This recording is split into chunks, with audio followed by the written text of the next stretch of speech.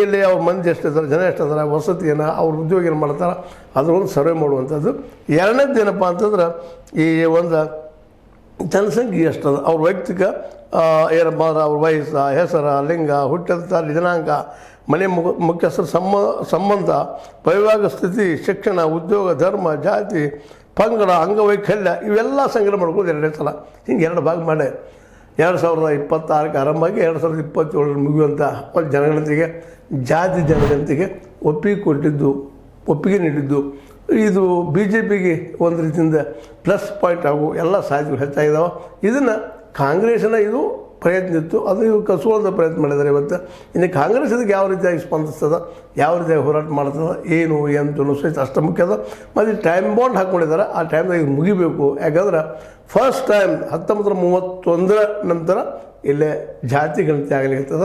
ಅದು ಪ್ರತಿ 10 ವರ್ಷಕ್ಕೆ ಆಗಬೇಕಾಯಿತು, ಆಗಿರಲಿಲ್ಲ, ಈಗ ಆಗಲಿಕ್ಕತ್ತದ. ಇದೊಂದು ರೀತಿಯಿಂದ ಏನಪ್ಪ ಅಂದ್ರೆ ಎಲ್ಲರಿಗೂ ಗೊತ್ತಾಗ್ತದೆ ಯಾರು ಎಷ್ಟು ಪ್ರಮಾಣದಲ್ಲೇ ಮತ್ತು ರಿಸರ್ವೇಷನ್ ಹೆಚ್ಚು ಮಾಡಬೇಕು ಅನ್ನೋಂಥ ಕ್ಲಿಯರ್ ಪಿಕ್ಚರ್ ಬರೋದ್ರಿಂದಾಗಿ ಎಲ್ಲರಿಗೂ ಸಾಮಾಜಿಕ ಆರ್ಥಿಕ ನ್ಯಾಯ ಸಿಗ್ಬೋದು, ರಾಜಕೀಯ ನ್ಯಾಯ ಸಿಗ್ಬೋದು ಅನ್ನೋಂಥ ಒಂದು ಭರವಸೆ. ನೋಡ್ರಿ ಏನಾಗ್ತದೆ. ಆದ್ರೆ ಜಾತಿ ಮತ್ತು ಅದೇ ಕಾಲಕ್ಕೆ ಜನಸಂಖ್ಯೆ ಇವೆರಡೂ ಸರ್ವೆ ಆಗಬೇಕಾಗಿದ್ದು ಈ ದೇಶದ ದೃಷ್ಟಿಯಿಂದ ಒಳ್ಳೆಯದು ಅಂತ ಹೇಳ್ತಾ ಇದು ನಿಮಗೆ ಲೈಕ್ ಆಗಿರ್ಬೋದು ಮತ್ತು ಒಳ್ಳೆಯ ರಿಸಲ್ಟ್ ತೆಗೆದುಕೊಂಡಿದ್ದಾರೆ. ಅದಕ್ಕಾಗಿ 13,000 ಕೋಟಿ ರೂಪಾಯಿ ತೆಗೆದಿದ್ದಾರೆ. 1.3 ಲಕ್ಷ ಡಿಜಿಟಲ್ ಸಾಧನ ಖರೀದಿ ಮಾಡಿದ್ದಾರೆ. 34 ಲಕ್ಷ ಮಂದಿ ಗಣಿತದಾರರು ಮತ್ತು ಮೇಲ್ವಿಚಾರಕರು ಭಾಗಿಯಾಗವರಿದ್ದಾರೆ.